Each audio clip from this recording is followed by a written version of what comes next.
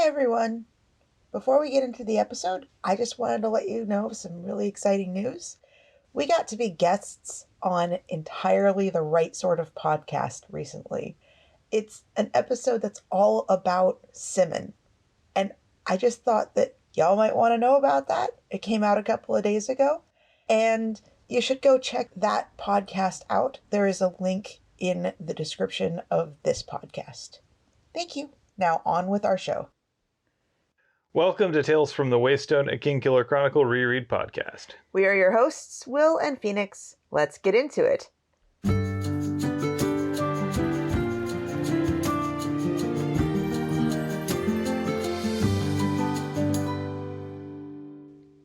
Welcome to Tales from the Waystone, Season 2, Episode 30, That Which Doesn't Kill You, where we will be looking at chapters 63 through 64 of The Wise Man's Fear through the lens of overcoming resistance.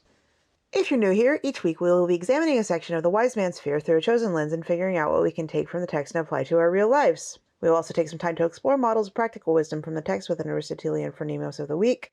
After that, we will expand our understanding of our own world with an interesting fact, and then we will share recommended things of the week. Finally, we will wrap things up with 7 words from the book and 7 words from our own lives. Before we begin, let's get some disclaimers out of the way. First of all, we are in no way affiliated with Patrick Rothfuss or his publisher, Daw Books. Secondly, we assume that you have read The Name of the Wind, The Wise Man's Fear, and probably The Lightning Tree, and The Slow Regard of Silent Things. Though, as I have told many people on Instagram, it is a much better experience to listen to The Slow Regard of Silent Things as an audiobook than it is to read it, at least for me. Also, a word to our community, please be kind to yourselves, one another, and the creators of the worlds that we love exploring. Second thing, something to get out of the way before we start the episode. I know at some point in the last couple of episodes I mentioned that we were waiting on good news. Good news did not happen. Mediocre news happened. We're a little bit sad. Sorry if we're a little low energy this time around. That out of the way, next order of business, join our Discord. Link in the description. Next order of business. You have 45 seconds to recap a very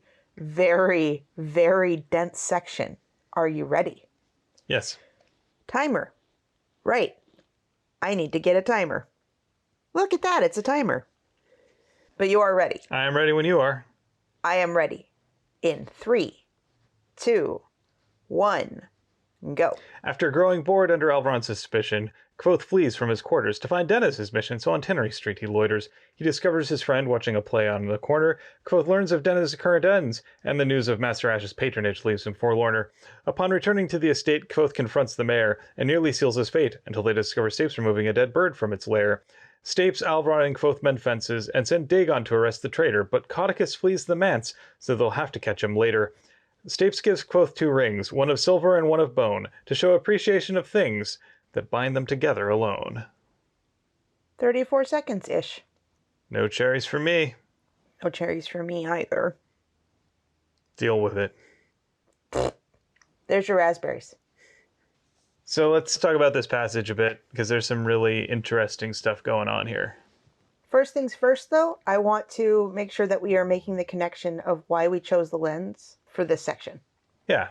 So we're looking at our passage here through the lens of overcoming resistance. And the thing that we saw in this is Kvothe finally starting to buck against doing what he's supposed to do. What he's been told to do, what he assumes he has to do. Yeah, this is where Kvothe starts to challenge social norms, sometimes for better, sometimes for worse. Sometimes he gets damned lucky. None of this is necessarily about Kvothe making good decisions. He mostly gets lucky that he made some better deductions earlier on, and then some timing helps him out. There's also the section of these chapters that deals with Denna, and content warning, there is references to abuse and abusive relationships and domestic violence and such. She is doing something that is common amongst people who are treated poorly, which is defending the person who's treating them poorly. She is resisting Kvothe's rather ham-fisted attempts to, quote, help her, or, quote, help her help herself. I'm going to chalk it up to he's young and hot-headed and he doesn't actually know interpersonal communication as well as he thinks he does. It's also where we start to see a little bit of actual friction in his relationship with Denna. Heretofore, the two of them have been pretty much almost entirely simpatico. With the exception of Traven. Even then, there was not a whole lot of actual conflict between them. They had a little bit, but it was quickly alighted over. So anyway, let's start us off here with the Gilded Cage. We begin with Kvothe trapped in his chambers with nothing to do but lose at tact to Brayden. Now, this is one of those things where there is definitely a resistance that Kvothe is making for himself. He says he was trapped in his rooms. He was not physically trapped in his rooms. What it was is that he wanted to be available at any time of the day for whomever was looking for him that was sent by Alvaron. He has inferred that that means in his room. He is not currently being guarded. I would actually say it's probably closer to feeling like you're on call. I don't know if you've ever done on-call work in any job you've ever done, but it means that you have to be available to either get to an office or get online within a set SLA. Service level agreement. Correct. Usually it's between 15 and 20 minutes within receiving the call. And that means you pretty much have to be tethered to your phone and your internet connection at all times. And that generally means you can't leave your home. Things are getting better with cellular data, but they aren't. You can do your job from the mall better. Yeah. I've worked on call pretty frequently, especially in the IT field. It's not unusual at all. In one of my jobs, an on-call weekend was functionally a work weekend, even if nothing ever happened. I couldn't really dedicate any time knowing that it could be interrupted at any time.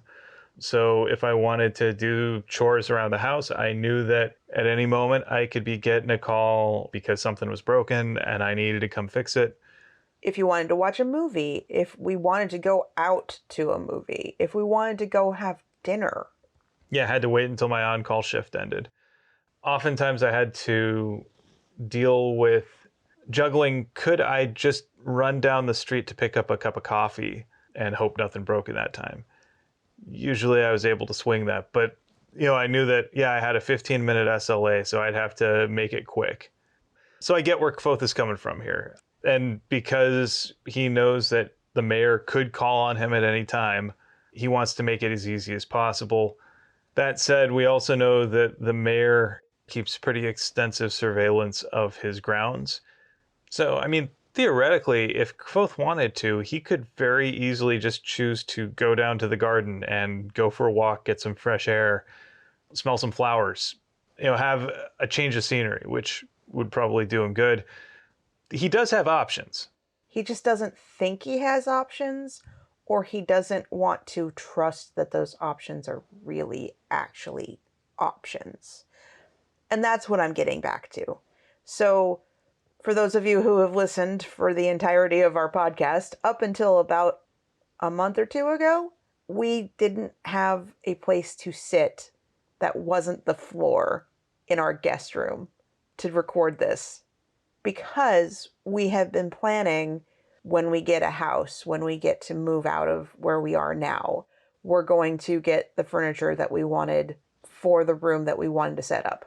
And so we trapped ourselves kind of in this put up with something now so that the future could be better. And that's kind of what I mean by what Kvothe is doing, where instead of, I realize that I'm being watched, so going to the garden isn't really that big of an imposition to whoever's trying to find me, that doesn't enter into his brain. Or if it does, he dismisses it. And that's the same thing with us wanting to spend the same amount of money, or actually it would have been less if we had done it a year ago, on a couch that we were going to buy anyway, because we wanted to save up for something that we thought was going to happen sooner rather than later, but we had no definite time frame for. Still don't. But we bought a couch anyway, because at this point, we've been putting up with suboptimal situations for so long that it's kind of souring the hopeful thing that we have been keeping in our mind as almost a trap for our present. Sometimes it feels like it's really easy to mortgage the present for a future that may not arrive. And you got to balance that. So anyway, let's move back to the story here. So finally, when the summons come, Kvothe discovers that all the birds are still flying around, Still alive in that gilded cage. still singing, and Stapes is staring daggers at him. And Alvaron, because this entire court system and nobility and everything is built around passive aggression, it's just, so you little upstart kid, you drink what you gave me. Let's not forget, Kvothe's tea is not just tea, it's laudanum. It's a narcotic. It's not so bad if you're already addicted to narcotics and can function, but in the same way that when I haven't had a beer in like 3 months and I have one and I'm like, oh, right, my tolerance for this is way lower now. Crap. Yep. It's also pretty pointed that the cod liver oil is mostly full, so the mayor hasn't drunk it down the way he was supposed to. Yeah, this is all pretty damning right now for Kvothe. On top of that, I gotta say, the mayor is kind of cutting off his own nose to spite his face. Even though he doesn't really seem to trust Kvothe and Kvothe's ministrations, he is feeling better, and he hasn't been having Caudicus's medicine. So this is at odds with, like, seeing the results of something and not attributing the cause to it. Yeah, it's the fallacy of false cause. It's a form of it anyway. It's where you mistake correlation for causation or vice versa. So meanwhile, the acid test that they had set up with the Sipquicks is really what is obscuring things.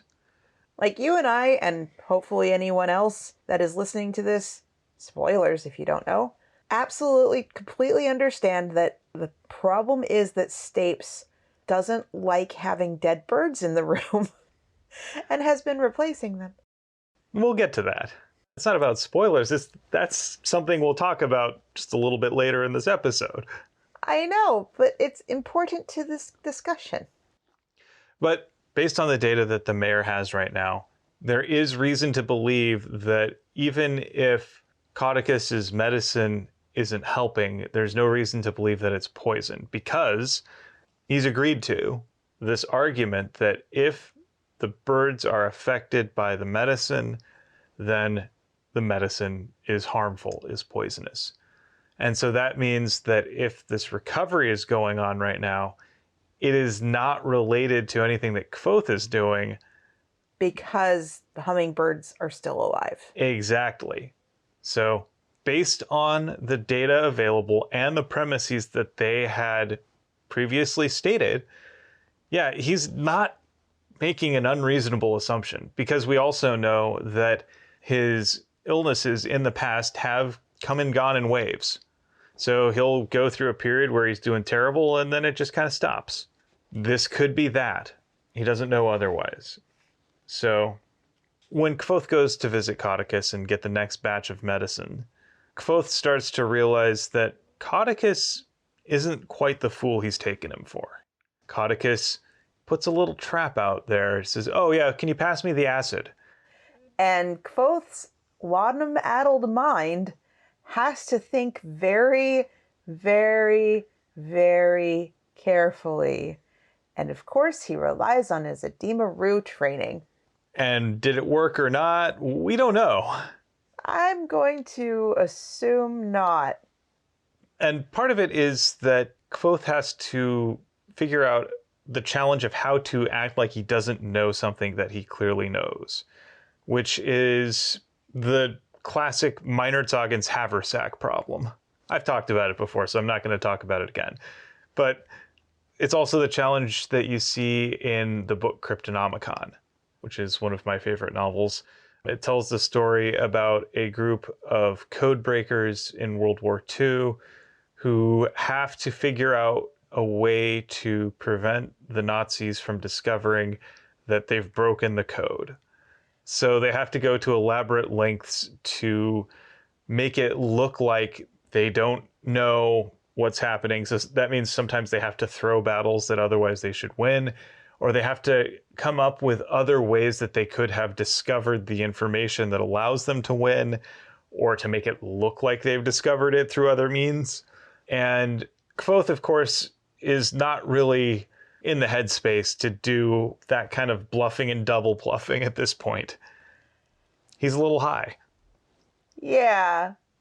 But in that same Dunning-Kruger effect-ish way that he talks about nobility, because that is the true mark of nobility, an unshakable belief that they can do anything, tan leather, shoe a horse, spin pottery, plow a field, if they really wanted to.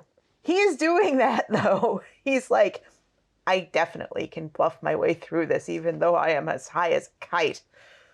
Has no self-awareness. And as we'll discover later on, it may not matter how good Kvothe's acting abilities are in this case, because there is a trap that Caudicus has set as well, even beyond just Kvothe's personal interactions, but we'll get to that. On his way back to his rooms, he takes the long way round. He does this because he realizes Alvaron does not trust him. Caudicus is suspicious of him.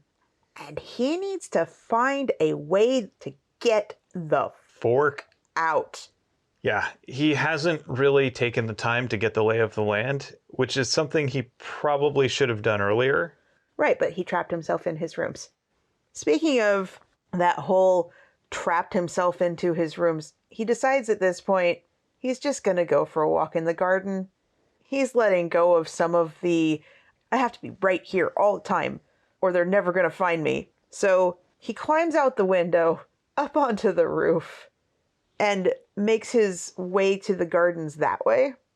And all I can think of when this passage is happening is that he's kind of doing the thing that I do in video games, where if I can get to a higher vantage point to view my surroundings and kind of take a bird's eye view, I guess, of everything, kind of like plan my route, because it's easier to do from above than it is to do on the ground. And later on, there are parts that make me think, okay, Assassin's Creed much? This is also, if he's looking for a way out, the roofs might be a lot easier. It's going to be harder for guards to get up there. They're not necessarily going to be looking for him that way. They're not necessarily going to be as agile as he is. It's probably the smart way down. By going up. So it's night at this point, and most of the lights are out in the manor, except for one in Caudicus's tower. So he scales the tower. And he takes a peek inside. And who should he see? Eventually. But Stapes. He can see Caudicus, and he knows that there's something happening, and he has no idea who Caudicus is talking with. And so he does, again, with the whole video game logic, the little creep around trying to figure out if he can see Caudicus's conversational partner. And the detail of the glass was leaded, so I can't possibly hear through it. I have no idea what's being said, so misunderstandings abound. But this is probably where Caudicus is tipped off completely. That, A, Kvothe is subverting Caudicus's hold on the mayor by cleansing him of the poison that Caudicus has been feeding him, and confirmation that Kvothe actually knows his shirt. The jig is up. But Kvothe isn't really aware of that. He thinks that Stapes is conspiring with Caudicus, and that Stapes, who he's been viewing as untrustworthy anyway, is one of the key components to trying to off the mayor. He's seeing conspiracies. And what we're seeing is another case of false cause. I don't know. Is there a thing for assuming the worst in people? I mean, that's a separate cognitive bias. I don't know if it's strictly a fallacy, but he is definitely making some inferences about Stapes' motives. He is assuming something sinister because he sees him talking with someone who he believes to already have sinister motives. I think that says a lot more about Kvothe than it does about Stapes. His unwillingness to trust Stapes. I think part of it is, as much as Kvothe wants to pretend that he doesn't care about status, he clearly craves status. He wants it on his own terms, definitely, but he doesn't want to have to grant status or respect to another person to get it. He wants to just receive it. That's a very astute observation that I'd never really thought about. You can tell a lot about a person from the way that they treat someone that they view as a lower class or a lower status. Like, people who treat service workers terribly are not the type of people that I would particularly enjoy being friends with. Neutral, fine, but like being an absolute bastard? No. On here, what we're seeing is Kvothe sees Stapes as an obstacle to him helping the mayor. He doesn't trust him. He thinks that Stapes is an impediment rather than someone who could help him in this. How different would this story have gone?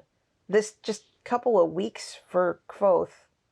How different would it have been if he had trusted Stapes? If he had been forthright and honest?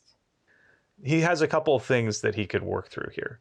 First of all, he knows that the mayor and Stapes grew up together. He knows that the mayor trusts Stapes implicitly, and that if he wants to gain favor with the mayor, gaining favor with Stapes would go a long way. He could have chosen to keep Stapes within his council. He could have chosen to treat Stapes with respect and not tried to just go around him. Because up to this point, he has viewed Stapes strictly as an obstacle. He could have been an ally. I mean, they both come from common backgrounds, even as Stapes is very wealthy in his own right at this point, and his family is very old. They both are people who are used to working for a living, who the court views as having little to no status. And Stapes is someone who is always listening and watching. He sees everything that happens. This is someone that Kvothe could have a mutually beneficial relationship with if he went into it thinking that that's how this was going to go, that that was a beneficial way to move forward. But instead, he saw Stapes as just a gatekeeper that he had to get past. All right, and so now it seems like a great time to continue on to chapter 64, called Flight. Yeah, a lot happens in this one.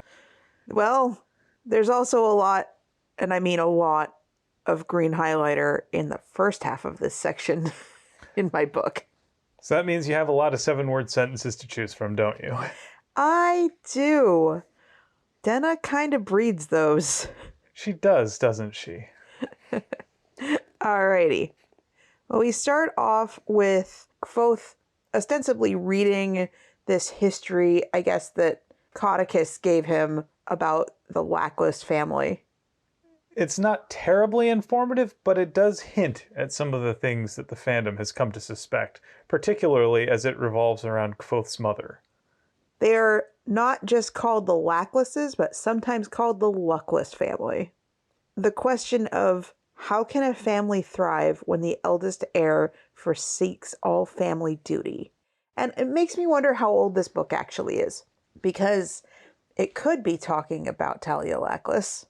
Or somebody else in distant history. Right. To say that the Lacklesses are luckless is, I think, missing the point. They are an old family and has survived to be very old and endured a lot of hardships that would have probably ended lesser families. And there's some luck involved in all of that. I mean, it's sort of like how in the old Fantastic Four and Spider-Man comics, Johnny Storm always thought that Peter Parker was the luckiest person alive, even as Peter would absolutely beg to disagree.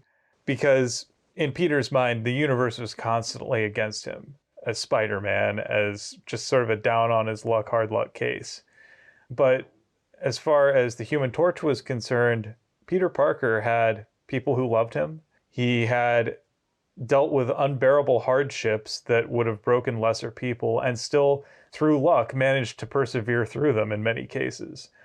And, having that sort of resiliency built in, whether through character or circumstance, is its own kind of luck. Yeah, so I absolutely adore how we kind of get this break from that book section of Kvothe just chucking the book and the description.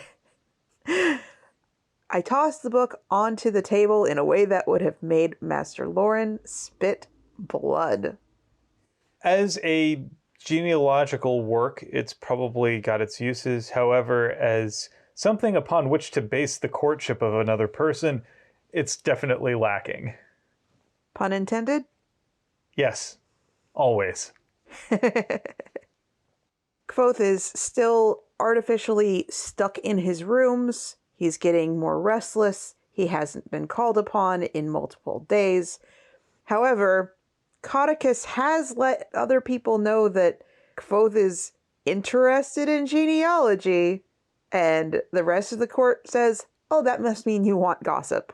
Let me write down a crap ton of gossip for you. And Kvothe just shoves it in another room.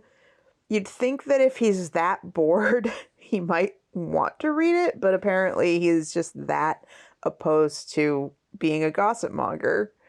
I don't know if it's that. I think it's that at a certain point, the gossip is no longer shocking or salacious. He's seen it all. Not interested. Okay. I assume that most of it is who's boinking who. It's pretty banal. So, when Kvothe finally decides to poke his head out the door and see if maybe he can go for a walk, get some fresh air, he discovers that there's a guard outside. So he actually is trapped. Sort of. If he leaves his room, he's supposed to have an escort. Kvothe does not want an escort. So he just goes right back into his room and out the window, continuing to LARP Assassin's Creed. And naturally, his destination is Tinnery Street. He goes looking for Denna, spotted her about an hour after he started looking. He stopped by 12 different inns. For someone who won't actually talk to the girl, like be up front and have a real conversation, and is so afraid of making her disappear on him, he's really persistent in trying to find her. I have to imagine that those conversations with the various innkeepers and barkeepers and patrons and the like in those inns was a little weird. Hey, have you seen this girl? Right. Who are you? Are you some sort of stalker? I mean, he kind of is. I know. It's creepy. Well, he does find her. She's watching a play, Three Pennies for Wishing, the one with Dead Nettle. And we get a little bit of the prose from that play. I've got cures for what ails you. My wares never fails you. I've potions for pennies, results guaranteed. So if you've got a dicky heart, or you can't get her legs apart, come straight away to my cart. You'll find what you need. And, ew, for one thing. But also, I have a feeling that the script for that character is meant to make you feel ooky, because he's meant to be a caricature and overtly evil. I also suspect that this is a case where some of the gossip around Kvothe's role in Alvaron's court may have leaked out to the general public. And so this suddenly becomes something that's in the zeitgeist. People are thinking about someone that they think of as this huckster selling snake oil and charms and things like that, and tricking people. Never mind that Codicus is actually the dead nettle in this scenario. I mean, I don't know that that's actually true, because Alvaron keeps such a tight grasp on things like his health. Alvaron does, but his staff, though, are another story entirely. And it's also possible that Codicus, who we know is an inveterate gossip, may have leaked some stuff. Possible. I also, though, think that this is a little bit of maybe narrative shorthand on the part of Patrick Rothfuss, not so much a concerted effort by the gossip mongers to spread news about Kvothe possibly poisoning the mayor. It's ambiguous, but it is enough to make Kvothe a little nervous. Or at least see a coincidence. So the two of them steal away, and they find a little quiet spot to catch up, which is a small seat carved into the face of the shear. And there, Kvothe and Denna have a chance to catch up, and they've got a lot to talk about. Except most of what Kvothe has to talk about, he can't say. And most of what Denna has to talk about, she won't say. But she does have one major piece of news. She finally has a patron. An official one. The one that Kvothe doesn't like, Master Ash. And I find it interesting that she asks, you called him, what, Master Elm? Ash and Elm. Here's where we see a little bit of that conflict that has been simmering for a while between the two of them. First, I want to mention, though, she seems very confused about certain things. Like, Kvothe asks, so who is this person? And she answers, you know I can't say anything. But she's kind of got this brittle mask over her face, trying to figure out what Kvothe means. Almost like she was compelled to forget things. This whole section, anything that she is being reminded of by Kvothe, she kind of takes a second and is like, wait, did I tell you that? Wait, did that happen? Wait. So we know that she's got a fresh bruise on her face. It's almost like she's suffering from a concussion. It's possible that she's suffering from a concussion. It's also possible that in this world where there is magic, someone has compelled her to maybe slip her mind. It's possible. Now, we also have Kvothe saying and reiterating, I called the guy Master Ash, and then when he said it, it felt like a mouthful of ashes. And he's asking Denna, do you at least know his real name?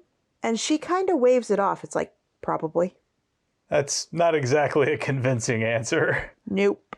And then she runs her hand through her hair and finds the braid that she'd put there, or at least ostensibly she'd put there, and seems surprised to find it there and undoes it. We also know that later on in the story, it seems like those are Yillish knots that she has put into her hair. The word beautiful gets put into her hair at one point.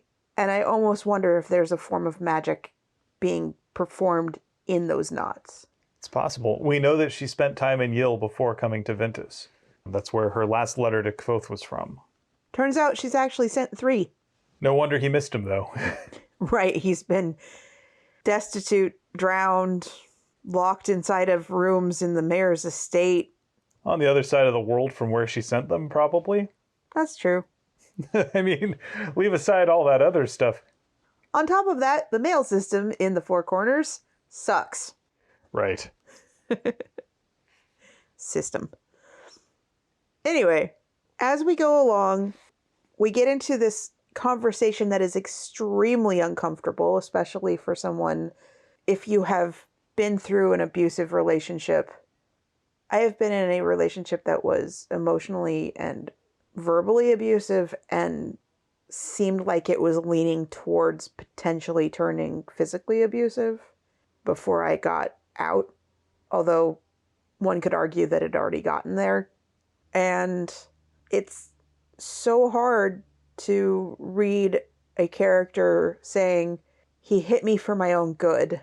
I needed to look like it wasn't my fault what happened in Traben. I needed to allay suspicion, but he's the one who told me I needed that. And he hit me. And then, again, with a fresh bruise. That's not from last fall. That's from, supposedly, she fell off her horse or whatnot. Her horse got scared by a snake. It's bullshit. And Kvothe knows that it's bullshit. Yeah. We know that Kvothe, in his objections to all of this, his heart is in the absolute right place. Although, again, with him being young and also his personality being very justice-oriented, there's this thought that if you just convince the victim that they are a victim, that they don't deserve this, all this other stuff, if you can just force them into knowing their self-worth or whatnot, that you can rescue them or prompt them to rescue themselves. Like I say, Kvothe's heart is in the right place, but he is not going about any of this in a way that will actually achieve these noble goals that he might have. All he can do is be supportive and listen without judgment. And He doesn't do that. no, he does not. Kvothe is not a model of practical wisdom. On top of this, even as he is going through situations that are traumatic and could be considered almost self-abusive, also his relationship with the system that is the university is pretty abusive.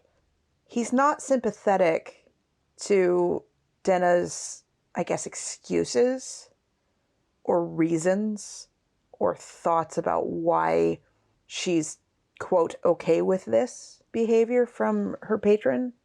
And he doesn't draw the correlation on his own. It will later be drawn for him, but he's still acting like a bit of a jerk. He has a lot of the "you should just." You should never come out of your mouth. Oh, just do this.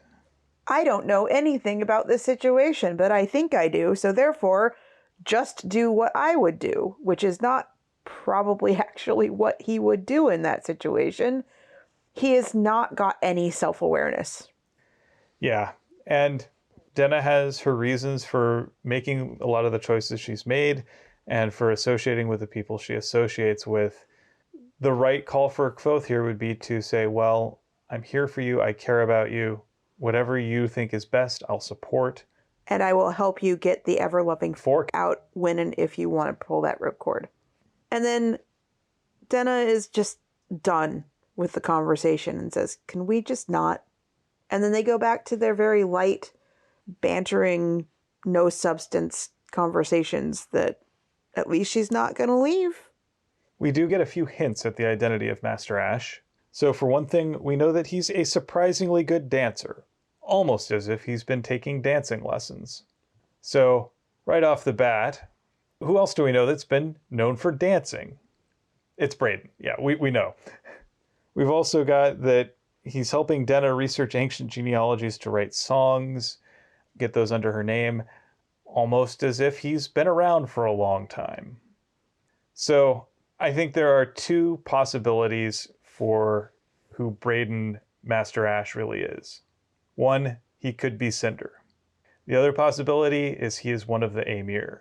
Because even though they're presented as sort of these people dedicated to the greater good, we know that they have also done some pretty atrocious things in that service.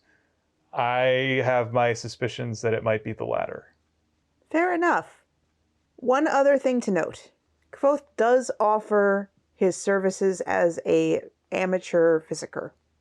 And Denna says, no, I can take care of myself. There's also some ooky things about the type of doctor that she could afford being someone that you wouldn't want to touch you. I don't want to overlook that, but I also don't want to discuss that. Yeah, that's fair. Back at the mayor's estate, hours later. So when Kvothe walks up to his rooms, having decided to take the front way in this time, the direct route, he finds not one, but two guards now, who are a little bit miffed that he has disappeared on the one. I guess his name was Jace. Well, at this point, Kvothe does a little bit of deduction and trying to find out whether or not Alvaron was the impetus behind the guards being assigned to his room, or if it was Stapes, because remember, he is insanely suspicious of Stapes. And he infers from their answers that it was Stapes. And so he just goes and throws propriety out the dang window, directly walking, angry as a sack of cats and bees, to Alvaron's rooms, which is the dumbest decision that he could make. So he manages to catch Alvaron just as he's leaving his quarters, and he calls him out. Alvaron does not take kindly to this and escorts the little shirt into his room. And it's once they're back in Alvaron's quarters and he sees the look on Alvaron's face that he realizes the gravity of his error.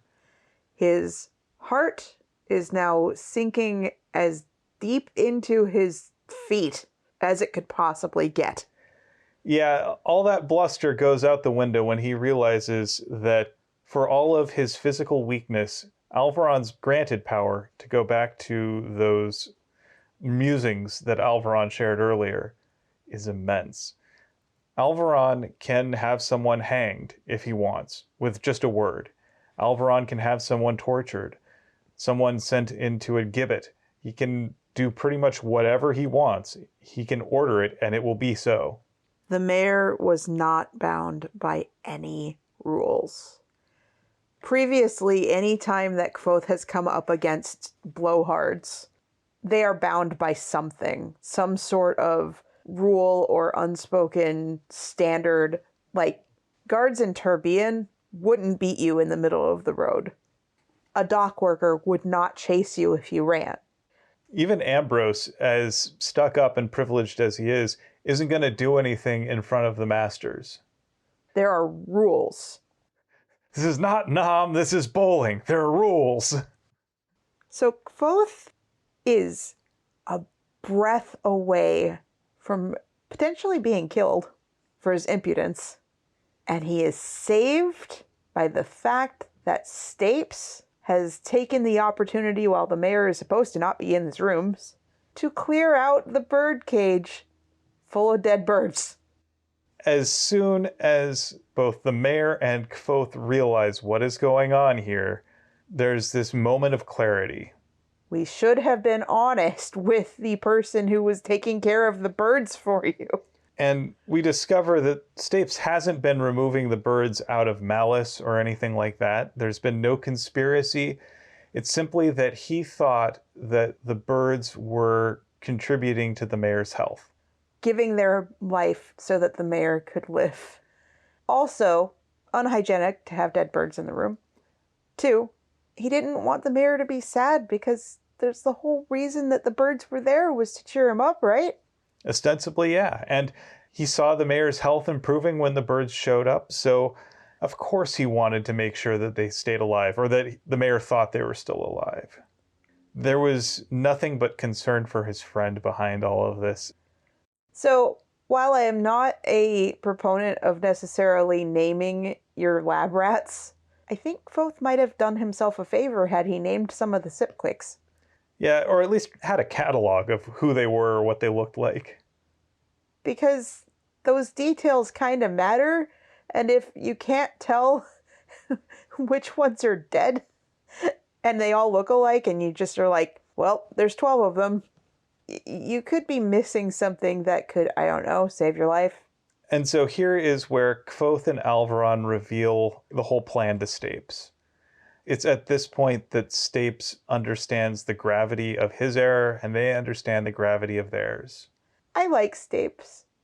Stapes kind of reminds me of me a little bit in some ways, because he's just like, okay, so I understand that you had to do it, but why adorable, pretty, gorgeous birds?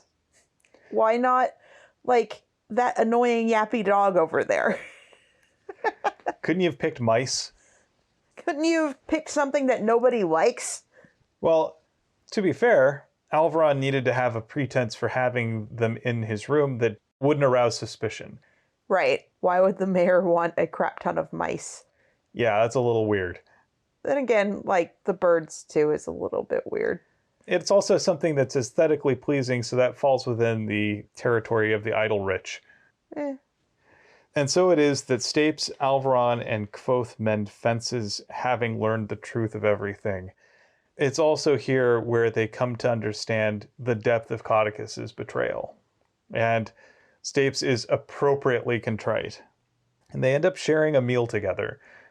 Fun fact, at one point it says we shared supper together, and then the next time that Kvothe references it, it was lunch. So I'm wondering which one it was. I think in some cultures, lunch and supper can be used interchangeably. I know that, like, in certain parts of the South, they oftentimes are. I thought it was supper and dinner. It can be both. So, like, for instance, my grandpa, if there was a big lunch, it was referred to as a supper. Okay, fair enough. The other thing I want to point out, because I'm pedantic, Kvothe mentions that when he was a child and homeless on the streets of Tarbean, blah, blah, blah, blah, blah. This was like a year or 2 years ago. It's amazing how much time dilation happens when you're younger versus when you're older. So their meal is interrupted by the arrival of Dagon. Look, I'm just going to throw this out here. No one who shares a name with a Lovecraftian great old one is ever a good sign. Like, ask yourself, what kind of parent names their child Cthulhu? Well, the type of person who winds up with Dagon. Because essentially, Dagon is in the mayor's employ so that he won't be in anyone else's employ. Among other things, yeah. He is a wild card. He will do whatever he's ordered to do without question.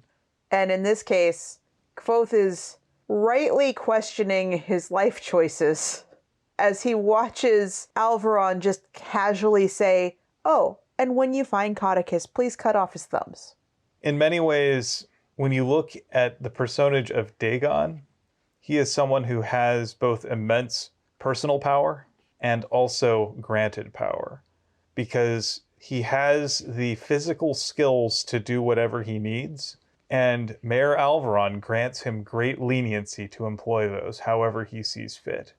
What is most telling is that Kvothe says, "When his eyes touched me, all the deep feral instincts that had kept me alive on the streets of Tarbean told me to run, hide."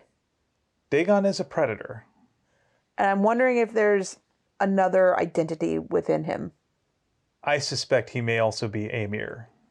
He is someone who will do whatever it takes for the greater good. The greater good. It reminds me a little bit of the great Terry Pratchett book, Men at Arms. It's one of the great Discworld books centered around the City Watch.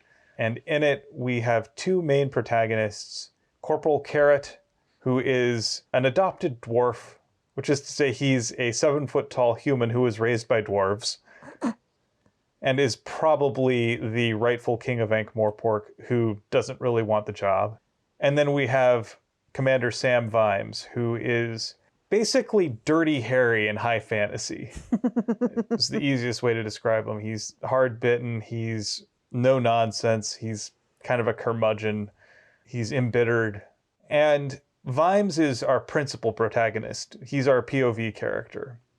And one of the things that Vimes muses about is that if you find yourself at the mercy of someone, you had better hope that they are not a good person. Because if they are a good person and they believe that you are a threat, that killing you is the right thing to do, they will kill you without a second thought, without hesitation. They will do whatever it takes to protect the greater good. The greater good. If that person isn't a good person, you can reason with them. You can bribe them. You can bribe them, you can wheedle them, you can threaten them.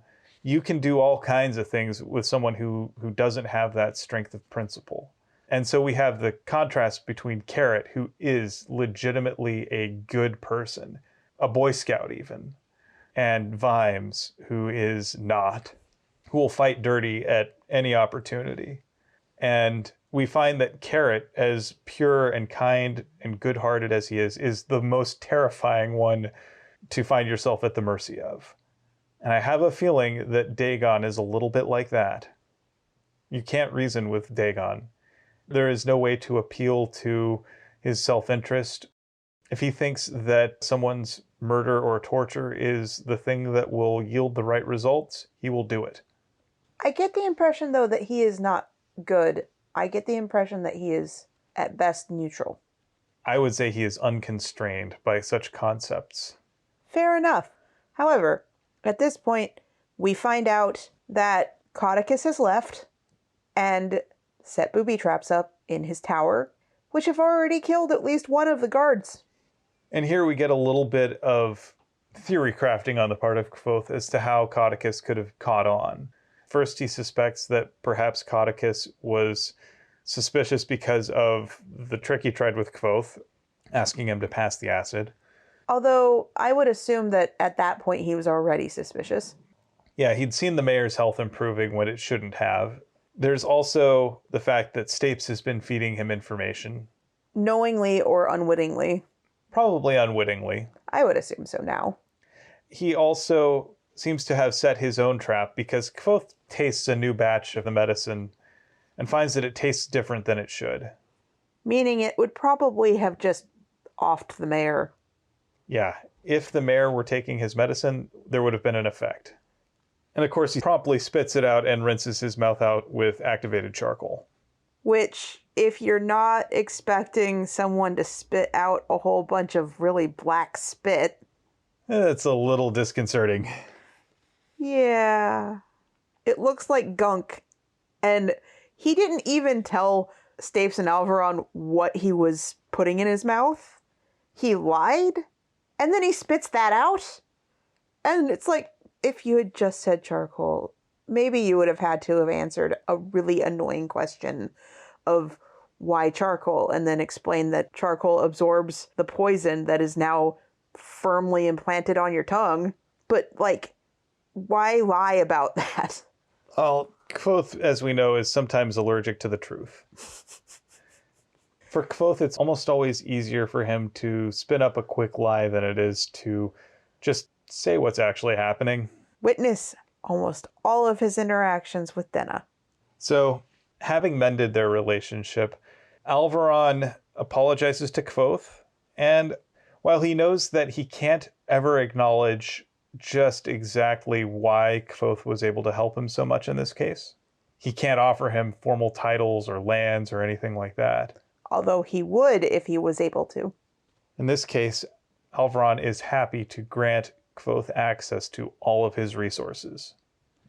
Kvothe infers that, I'm going to say. Alvaron says, "Tell me what you would like me to help you with, and I shall see if I can." Kvothe is like, "I get to look at all of the libraries I ever wanted to look at and see if I can find any information about the Chandrian and the Amir." Good luck with that. Right. It also means that if Kvothe ever finds himself in a jam, he can wield some of that granted power from the mayor to get himself out. For now. For now. And here is where we find Stapes mending fences with Kvothe as well, by giving him a silver ring which indicates peership. Stapes, at this point, remember, is peer to almost no one. Despite the fact that he is a manservant, and therefore, by all rights, should be a lower caste, he is a trusted confidant and friend of the mayor, and no one would ever insult him with anything akin to a lowly status. And so when Stapes gives Kvothe that silver ring, it is a mark of equality. That is something that Kvothe doesn't really have. Right. Almost every single one of the rings that he would ever have gotten would have been iron. But that's not the only thing that Stapes puts into Kvothe's hands. He also gives him a ring of bone. Kvothe doesn't know this yet. He doesn't know what it was made out of. And he doesn't know the significance. But if you've read the last 490 odd pages, or more than that, of this book, you will know that that is a mark of a debt that cannot be paid back. Because Stapes recognizes that Kvothe has saved the mayor's life, and also Stapes' own.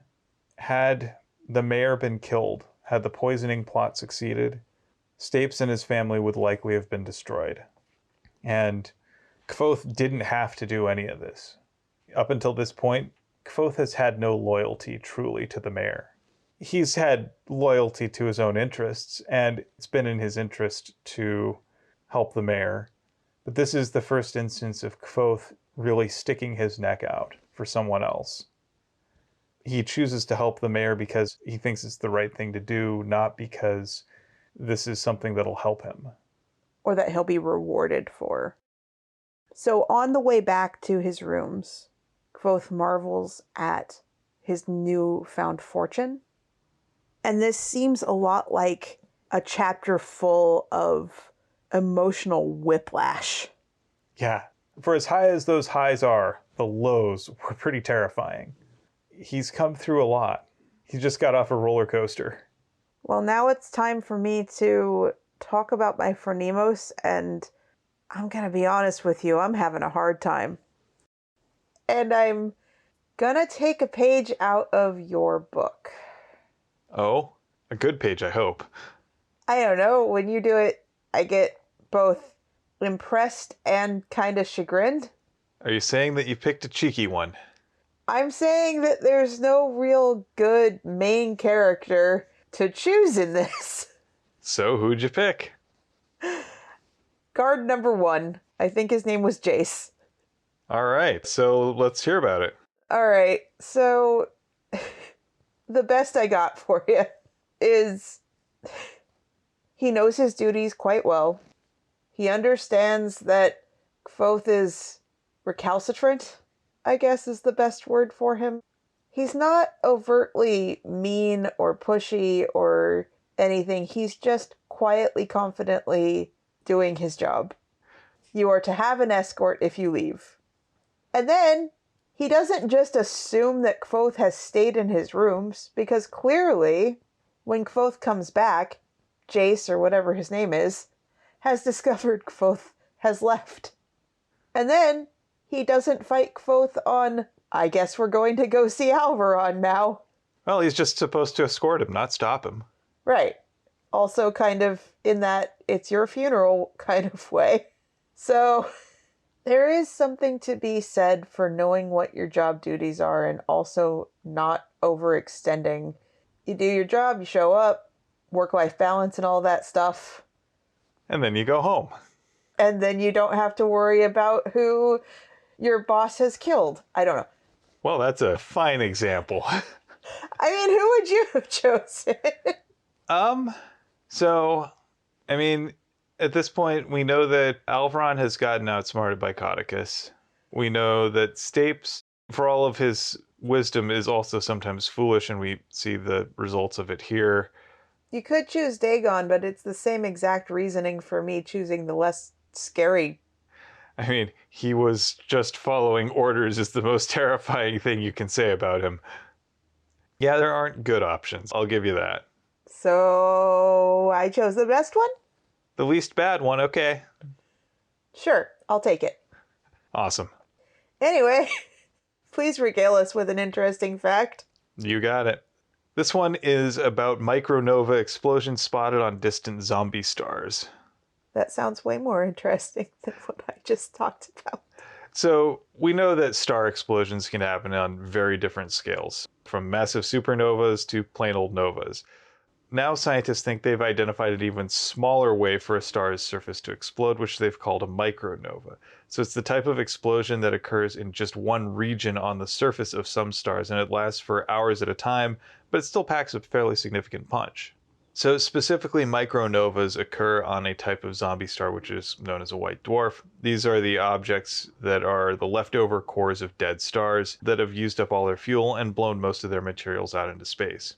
They're quite small but incredibly dense, sometimes the size of Earth, but with the same mass as the Sun. They're also fairly enigmatic in that they often exhibit some weird behavior, and under the right conditions, micronovas can occur on their surface. This wasn't something that we've really understood until fairly recently because of the brevity of these events.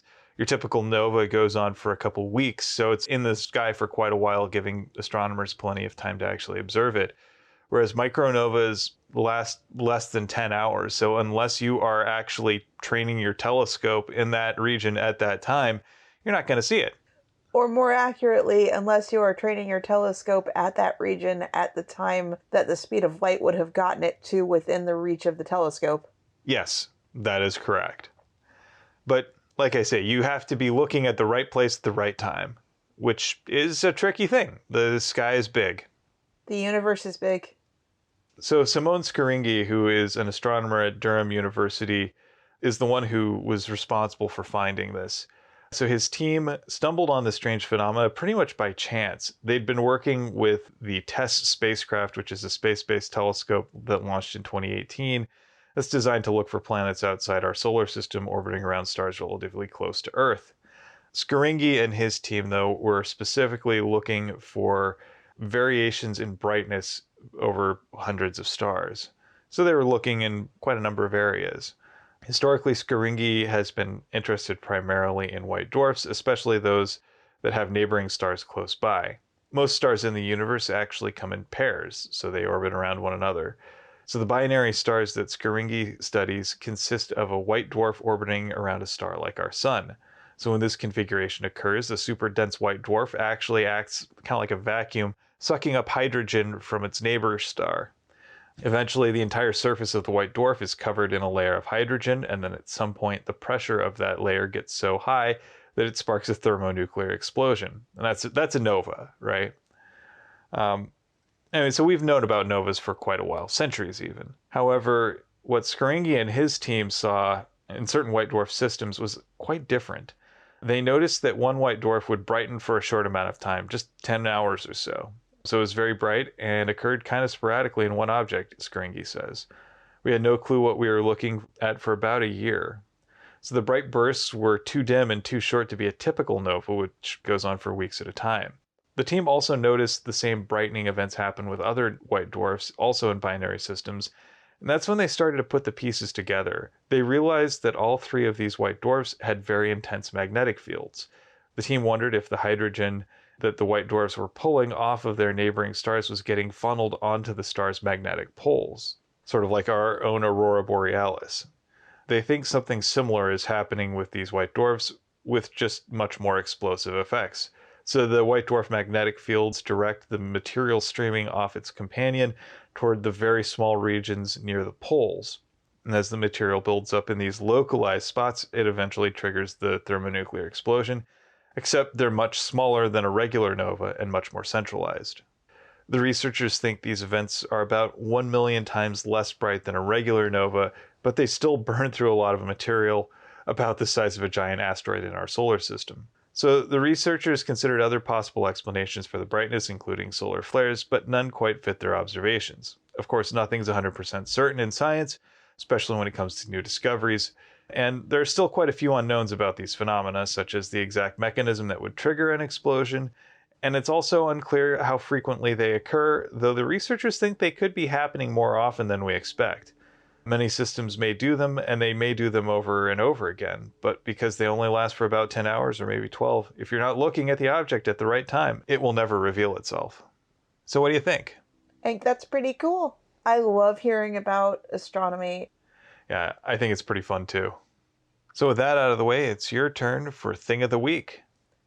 I was going to recommend something that I've been meaning to recommend for a while, and once again, that's getting pushed off, so in 2 weeks, maybe you'll get to know about it. But the reason it's getting pushed off is because in the last couple of weeks, I have been absolutely obsessed with a game that I have 2 more achievements to finish and then I am done with the game, but it's still, I think, definitely worth a replay. And that game is called Tunic.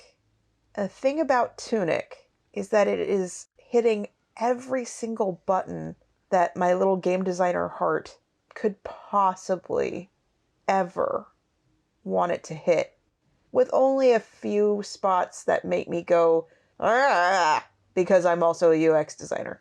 So Tunic is in the same vein as like an old school Legend of Zelda, except it's with newer graphics and you play as a little fox. And the story itself is more dark and kind of tragic, which is also kind of like catnip for me. Will describes my favorite genre of game as charming indie game about grief or some Shirt. And that means that the stuff I usually like is titles like Gone Home or What Remains of Edith Finch or The Unfinished Swan or Journey or Gree or any number of other ones. Rhyme is amazing. I love collectibles. I love puzzles. I love game design that is basically up its own Ash, you do love a good autocolonoscopy. at least when it comes to games, yeah. Speaking of, I need to schedule a physical. Ew. Thanks for sharing. You're welcome. Anyway, back to what I was actually talking about. The thing about Tunic, it's charming, it's adorable, it's got a really weird creepy vibe in some spots. It's full of collectibles, it plays with the isometric view, it has lots and lots and lots of discoverable stuff. So if you're persistent, you can discover so many secrets. And I love finding those things. And I also have an appreciation for designers that think that they are clever. And in this particular case, some of their puzzles are, I think, more to amuse the designers than necessarily something that the audience would find engaging. Case in point, some of the Reddit threads are like, I do not have time to figure all this stuff out. I know how to get the answer to the puzzle, and it is not worth my time, which is why walkthroughs on IGN exist. That's all I gotta say. And there is no shame whatsoever in just finishing off the last few things that way. I did that. It's worth it. It's fine. No shame. But this has shades of The Witness. This has shades of every Zelda game I've ever played. This has shades of all of the charming indie games that I've played that I love. And it's available on Game Pass on Xbox. So if you have that, there's no downside. It's not a terribly long game, which is also something that I appreciate. I mean, I'm old, so spending hundreds of hours on a game versus 20 hours on a game that probably should have taken me 15 hours on the game. But I like to discover everything. I mean, I don't want to give too much of it away. The story unfolds itself slowly and methodically, and if you like things like the Stanley Parable or games that are critiques of game design, that's also catnip for me. As Will has said multiple times while watching me play this, he's like, this game was just laser focused designed for you.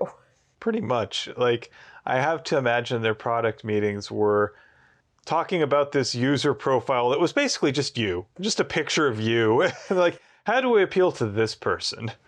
Describe me in that situation, though. So they're sitting there thinking, okay, we want someone who is clever enough to appreciate game design in jokes. We want someone who is persistent enough to try stuff that really no one should try. Someone who, when they see a side-scrolling thing where most people will go left to right, they go right to left just to see what happens.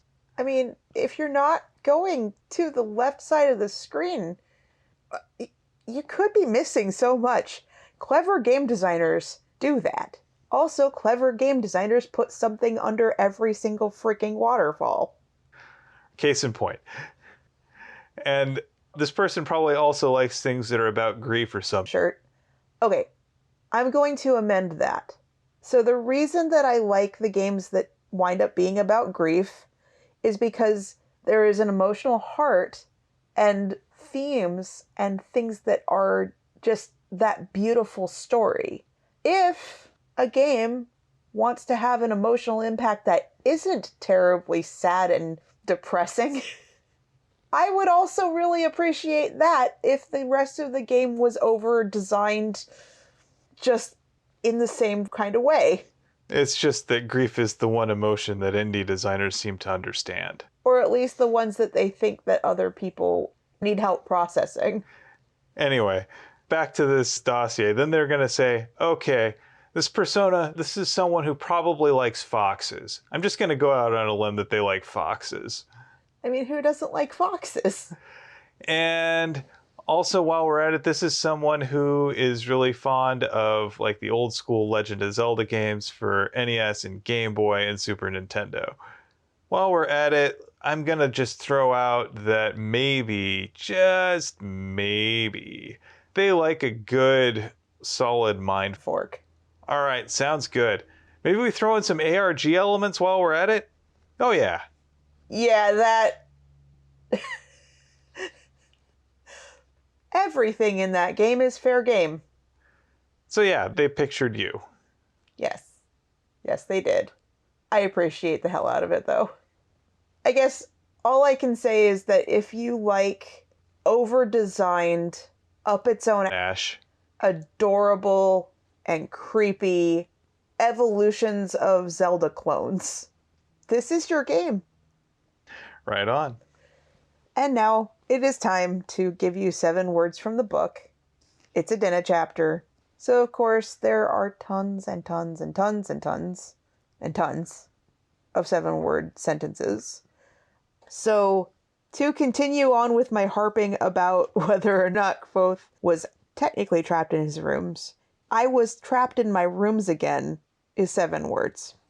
Just, yep, starting it off, both complaining, saying something that is not exactly true, and 7 words. So I have 2 that I'm kind of choosing between as my one for the pretty Instagram one. And I would like your help. All right, what do we have? We have you given up the bookish life? And even this couldn't dampen my spirits overmuch. I think have you given up the bookish life is more fun. Then I will use that one. The answer is no, by the way. We have not given that up. And neither has Kvothe. So it is your turn for 7 words from life. All right, I got 7 words for you. The plastic unicorn protocol is in effect.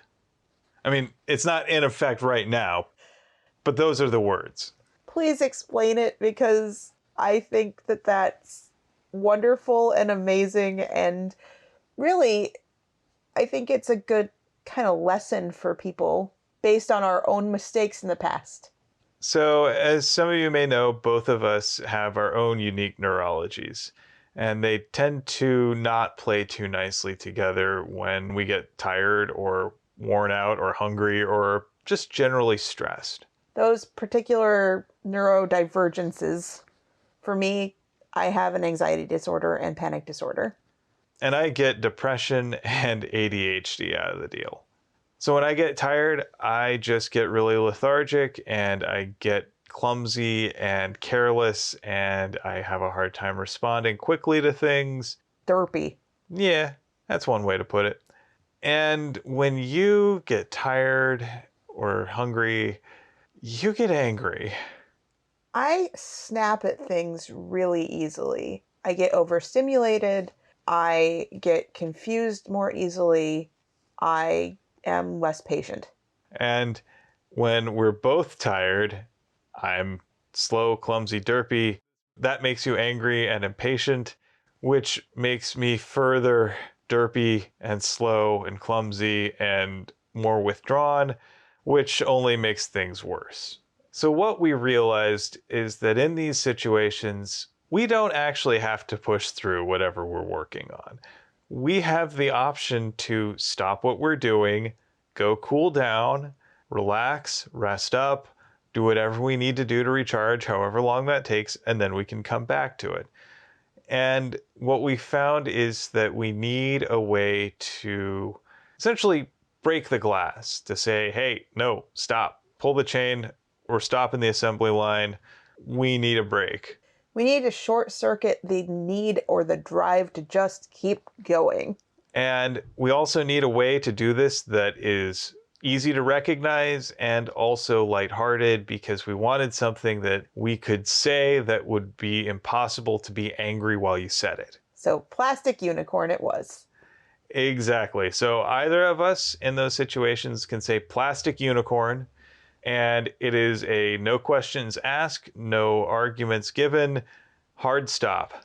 In the particular instance that we were making this whole protocol up, we were both very tired when we recorded the very first section of this episode.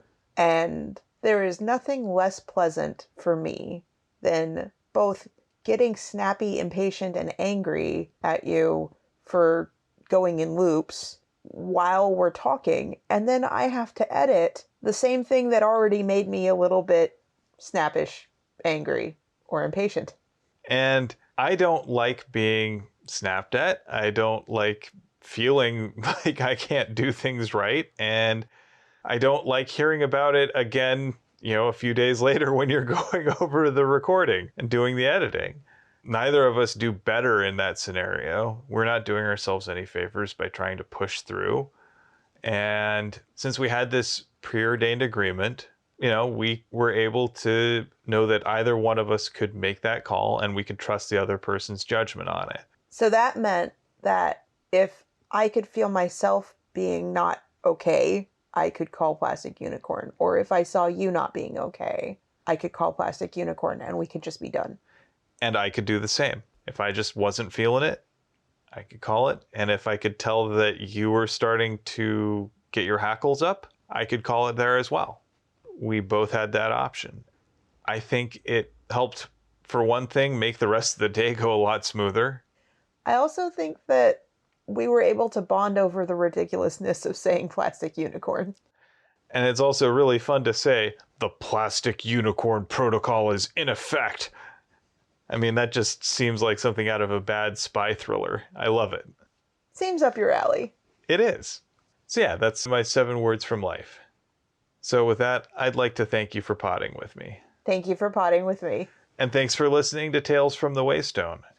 Join us next time on Tales from the Waystone as we cover chapters 65 through 66 of The Wise Man's Fear through the lens of palate cleansers. Quick note, after that episode, we are going to do our own palate cleansing and do a short series on a different book. We haven't quite decided yet which book it will be, but it will be by N.K. Jemisin. We're looking forward to that, and we hope you enjoy that little break. So what it will be is kind of like when we did The Starless Sea. We'll break it up into reasonable chunks that aren't just like every 2 chapters, every 3 chapters, or 20 pages or whatnot. It'll go faster than our read through of The Wise Man's Fear, but it will take time over weeks or months or whatever. Right now, we're debating between doing The City We Became or The Killing Moon. We're not sure which one just yet. We'll let you know. If anyone has any input on that, that would be great. Seems like a good thing for a Twitter poll. It does, but I'd rather it specifically come from listeners. If you want to get a hold of us, we are on Twitter, Facebook, and Instagram, and you can message us in any of those places. You can also find us on our Discord server. That is true, and there will be a link in the description of this episode. And with that, we'd like to thank our friend Shawnee Jang for our theme music. And many thanks to Patrick Rothfuss for creating a world that we've enjoyed exploring. Audio production, editing, and social media coordination courtesy of me, Phoenix McCullough. And writing and project management courtesy of me, Will McCullough. If you would like to help support us and have the means to do so, please consider becoming a patron on our Patreon page, patreon.com/waystonepod, where you can get early access to the show, as well as artwork that I am going to be consistently late on. Sorry, I apologize. I am really bad at this. Also, bonus pods. We have part 2 of our second book of the Sandman series that needs to be recorded and disseminated, but it will happen before the end of June, I promise. And with that, here's to one more day above the roses. To one more day above the roses. Ding! Ding!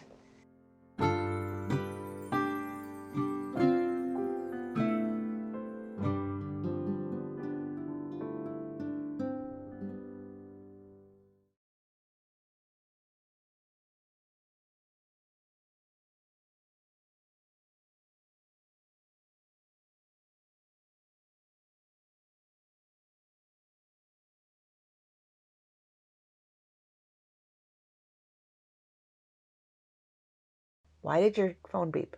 That wasn't my phone, that was my tummy. How was your tummy? Yeah. There's just a little whoop letting some gas out. You farted. Not exactly. Not exactly. Look, it's complicated. I don't want to get into it. I'm at a loss. Keep going.